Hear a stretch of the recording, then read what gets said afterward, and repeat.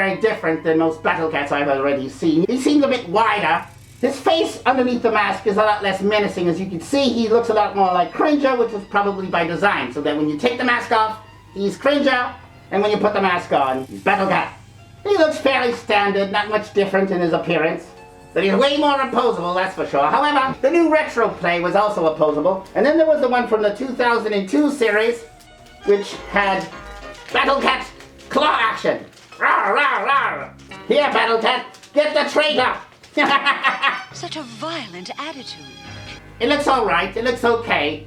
I feel like his design is a little, I don't know, too elephant looking. Like the tusks look too much like an elephant. I'm not crazy about that. Now I like the original mask way better. This new one looks part rhino, part hawk, and part elephant. I'm not a big fan of the bottom tusk things. But hey, it's their design, it's their look. They changed it up a bit. Not a big deal, I'm just not a big fan. And his teeth look a lot less menacing as well. They look more like tusks than they do actual fangs. Not a big fan of that. However, next we got Skeletor. Me!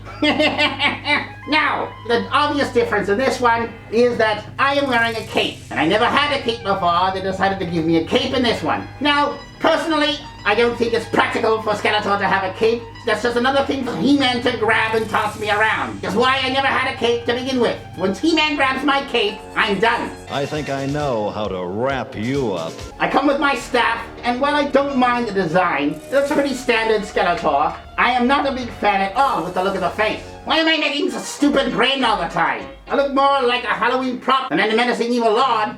I come with an Egyptian staff, which maybe it's for the kids to blow bubbles. I don't know. You dip it in the bubble sauce, and you'll blow and you get magic bubbles. I don't know. Skeletor and the powerful magic bubbles. And of course I got multiple hands. I don't hate it. I wish they went with a more nostalgic packaging look, but whatever. But not a deal breaker, just a little bit of a disappointment. Next, now we're coming to Skeletor. Look at me. Now I do like this. I look pretty wicked. Now somehow it looks like I merged with my staff because I got the goat ears on my head. I look very menacing and imposing, and now this facial expression is more like me. Angry and menacing. Not with that stupid, ridiculous grin from my other one. Real Skeletor would never have done that. In this version, you can see I've got an H on my chest and He-Man's complete power sword at the feet right here. What does that tell you? Well, that tells you at some point, I, Skeletor, have taken the power sword from He-Man, found out how to use the incantation, and became Skeletor. Whatever. I will say though, look, I like how my pelvic area seems a lot longer, which means that not only am I taller, but I'm a lot more well endowed. The power sword works for me. And that's very special magic indeed. But I like this. However, keep in mind this. For those people who are afraid that Teela is going to run the show, well, who do we think is going to take the power sword away from old Skeletor there to give to Adam? I doubt it's going to be Adam. That's going to be Teela's heroic moment. She's going to take the power sword from Skeletor somehow and give it to Adam. So, but I would say that that's going to be Teela's heroic deed. Maybe she's going to seduce me with her masculine wiles. Distract me. Ah! What am I looking at here? Teela! Shave those armpit hairs, for God's sake. While I'm covering my eyes, she's going to take the power sword. You villain! Oh no, though. I think he looks pretty badass. This is him from the back. Really nice looking cape. Looks a bit stiff, though. Probably made of plastic. But I think he looks pretty good. I look just as good coming as I do going. Anyway, let's move on. Finally, let's see the man himself. The 2021 version of He-Man. He-Man, of course, has a huge advantage on us in 2021 as he comes complete with his own pronouns. He doesn't have to tell you his pronouns because it's in the name. He-Man. What are your pronouns? He-Man.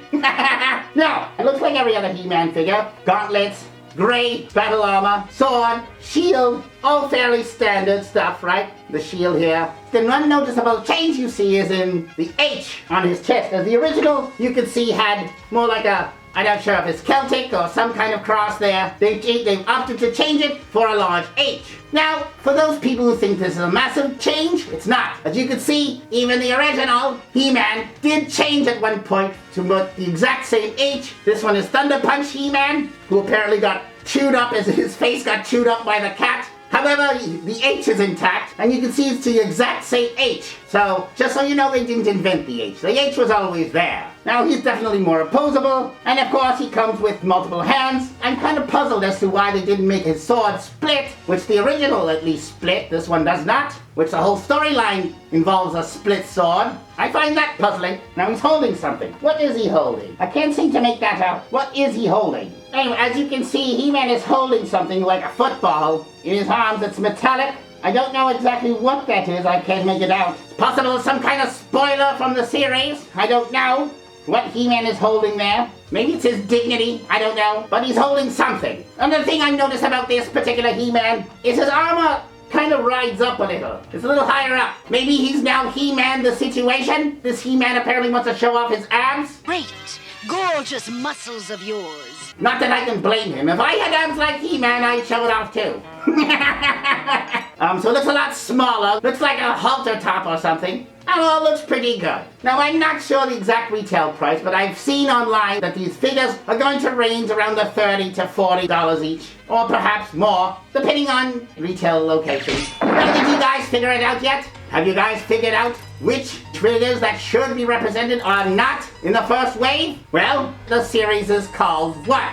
Masters of the Universe Revelation. And what was the revelation supposed to be about? That's right, Teela and her discovery of He-Man's secret. Now, knowing that the series revolves around Teela, well, Mattel, can I ask you this question? Where is Teela? Why do I not see a roided up Teela toy line, complete with combable and braidable armpit hair? Not so sure I like the view. Huh? Maybe is it that Mattel realizes that a roided up masculine Teela and a feminized Adam aren't going to sell very well? Which is why they weren't included in the first wave of toys? They weren't afraid to put women out, they put evil in. Why not put the people whom the story revolves around? Adam and Teela, why aren't they there? Do you not have confidence in your wokeness? Why don't you stand for what you put forth? You only want us to suffer, but you don't want to suffer yourself. Because of course, Teela taking the reins is nothing but fake woke. They don't really care about feminine empowerment, not if it's going to cost them money.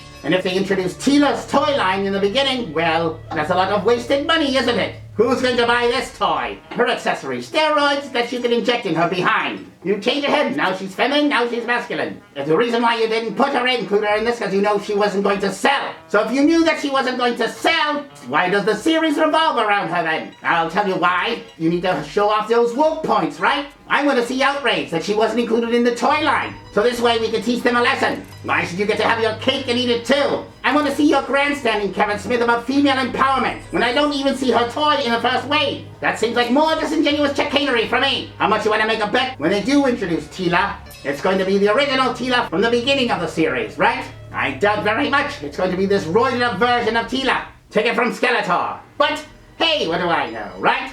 Well, tell me guys, what do you think? Are you going to buy this toy line? For me, I'm not into buying toys. However, Shanie, on the other hand, as you can tell, is a big nerd. He may buy the toys, depending on the price and depending on whether the series is good. However, I don't think it's a guarantee. Leave it up to me, I'd wait for it to go on a bargain basement sale at some random toy store in the boonies. 95% off on all your roided up skinhead, braidable armpit hair Teela toys. Yay! Why do you believe they left out Teela from the first wave of the toy line? And why do you think they included Mossman? I find it very angering that they don't put their money where their mouth is. Why, you want to go woke, but you don't want to go broke, right? Anyway, Shanie says thank you for watching. Now don't forget to leave a like and subscribe to Shanieology. Until next time, I, Skeletor, am out.